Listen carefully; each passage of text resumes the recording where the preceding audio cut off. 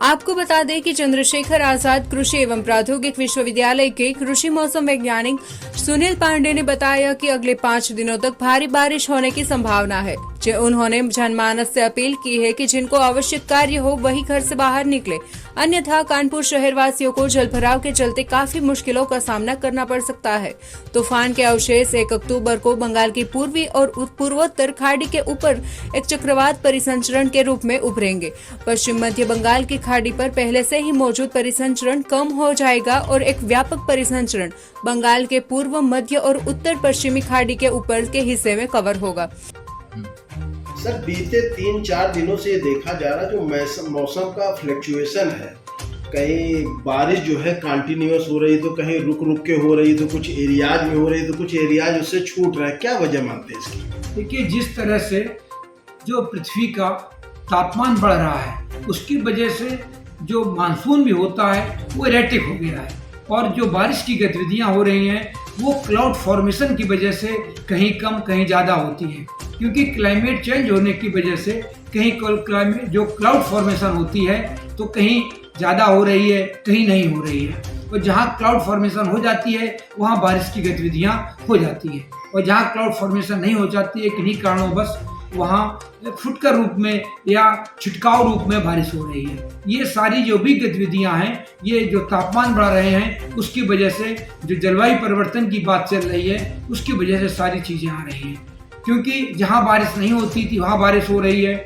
इसके बाद बारिश होती है तो वे बहुत होती है, गर्मी पड़ती है तो बहुत पड़ती है, फिर पता लगा 25 दिन तक पानी नहीं बरसता। तो ये जो भी जिस तरह से अब बारिश की गतिविधियां या गर्मी पड़ने की बातें या सर्दी पड़ने की जो भी चीज़ें हो रही हैं, ये सारी जलवायु परिवर्तन की वजह से हो रही हैं, क्योंकि पृथ्वी का तापमान बढ़ रहा है। समुद्र हमारा 0.5 डिग्री तापमान बढ़ा है जल का, जिसकी वजह से ये सारी चीज़ें, कोई भारत में नहीं पूरी दुनिया में जलवायु परिवर्तन का सामना सभी को करना पड़ रहा है।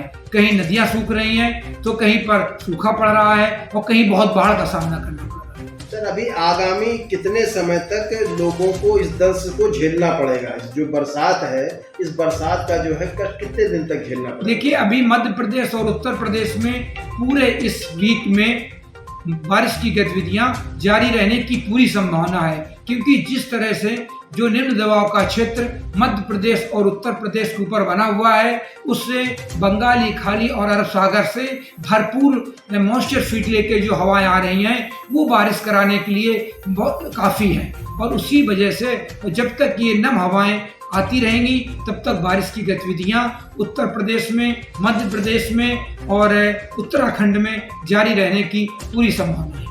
सर, आम जन के लिए आपका क्या सुझाव रहेगा? ऐसी जो बारिश हो रही है इसमें क्या आम जन के लिए सुझाव? देखिए, जो बड़े बड़े शहर हैं जैसे कानपुर, लखनऊ हुए, यहाँ पे जल भराव की समस्या आ जाती है, और जल भराव की समस्या का कारण ये होता है जब 1 या 2 घंटे में भारी बारिश हो जाती है जो 50, 60, 70 मिलीमीटर तक होती है, तो उससे जल भराव की समस्या होना स्वाभाविक है और स्वाभाविक हो जाती है। एक कम दबाव के क्षेत्र में बनने से 4 अक्टूबर को अंतर्देशीय स्थानांतरित होने की संभावना है। यह मौसम प्रणाली ओडिशा, पश्चिम बंगाल, बिहार, झारखंड, छत्तीसगढ़, आंध्र प्रदेश, महाराष्ट्र, मध्य प्रदेश और गुजरात में भारी बारिश की संभावना है।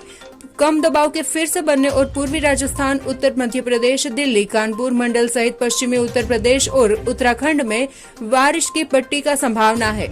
इस प्रणाली से जुड़ी मौसम गतिविधि 2 अक्टूबर को पूर्वी भागों से शुरू होगी और 4 से 9 अक्टूबर के बीच देश के मध्य और उत्तरी भागों को कवर करने के लिए प्रगति करेगी। इस मौसम प्रणाली के गहरे अंतर्देशीय प्रवेश के कारण मानसून वापसी में देरी हो सकती है।